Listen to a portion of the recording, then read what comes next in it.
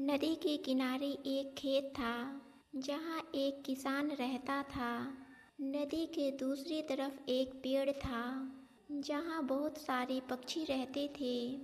हर साल किसान अपने खेतों में अनाज बोता था और पक्षी उसके खेतों से अनाज खा जाते थे, जिसके परिणाम स्वरूप किसान की अनाज में कमी आती थी।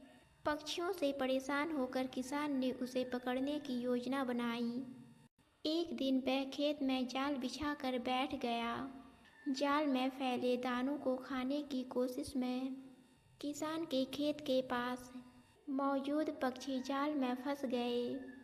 देखते ही देखते किसान ने खेत के आसपास के पक्षियों को टोकरी में कैद कर लिया।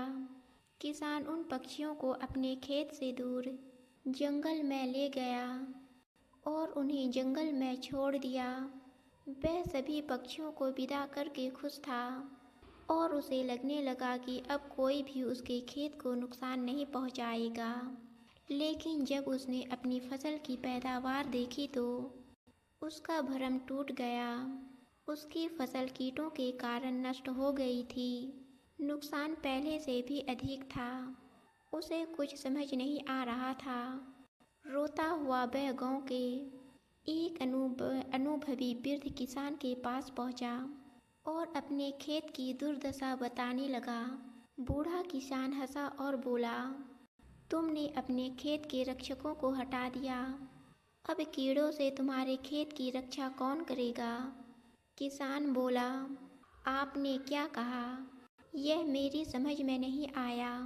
बूढ़े किसान ने उसे समझाया, तुमने जिन पक्षियों को कैद करके अपने खेतों से दूर भेज दिया है, वे ही पक्षी तुम्हारी फसलों को कीड़ों से बचाते थे।